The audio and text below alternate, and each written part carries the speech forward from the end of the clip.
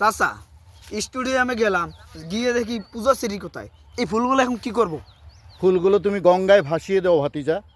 এই ফুল দিয়ে আর তুমি পূজার পিছে অযথা ছোটাছুটি করিও না, কারণ নারীরা বড় ছলনাময়ী। তুমি এই ফুলের মতো জীবনটাকে নারীর প্রেমে পড়ে নষ্ট করিও না ভাতিজা। চাচা এগুলো কি সহ্য করার মতন? ওর পাশে আমার 10টা বছর কেটে গেল, ওর পাশে পিছে পিছে আমি ছিলাম, ওর সাথে সাথে কত রেস্টুরেন্টে ঘুরছি, খাইছি। আমি আমেরিকা গেছি, আমেরিকা থেকে ফিরে এসে আইসে দেখি ওর বিয়ে হয়ে গেছে, এখন স্টুডিয়ামও নাই। ভাতিজা তুমি কি জানো, তোমার মতো লাখো লাখো যুবক এরকম ছলনাময়ী নারীদের পিছনে তার জীবনের সর্বোচ্চ শেষ করে দিয়েছে। তাই তোমার জীবন থেকে শিক্ষা নেওয়া উচিত, কোনো নারীর প্রেমে যেন কোনো যুবক হাবুডুবু না খায়। প্রয়োজনে হাডুডু খেলুক ভাতিজা, তাতে আপত্তি নেই।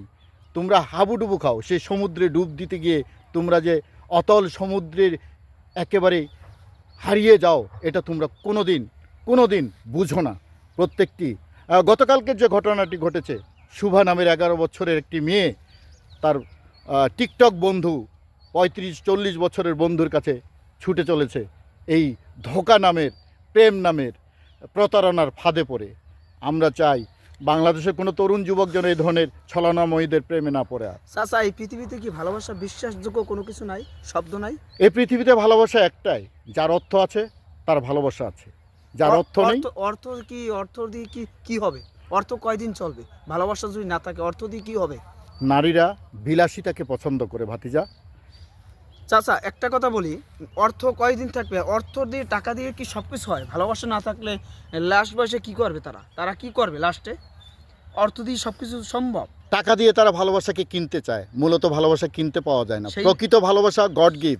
সেই ভালোবাসার কোনো ভ্যালু আছে? প্রেম স্বর্গ থেকে আসে, কিন্তু এদের প্রেম নরক থেকে আসে ভাতিজা। না চাচা, তোমার কথা আমি বিশ্বাস করতে পারলাম না।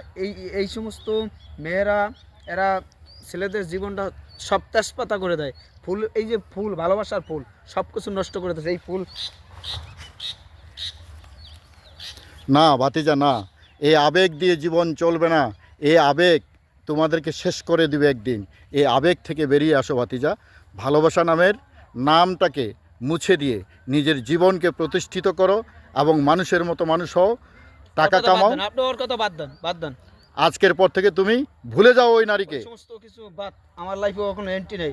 শুধু আমার লাইফে শাকিব খান, এটা হচ্ছে মূল কথা, শেষ কথা। কোনো কিছু আমরা ওই মেয়েদের পিছে ঘুরি না, কিছু করি না, আমরা হচ্ছে একটাই পিছে ঘুরি, সেটা হচ্ছে শাকিব খান।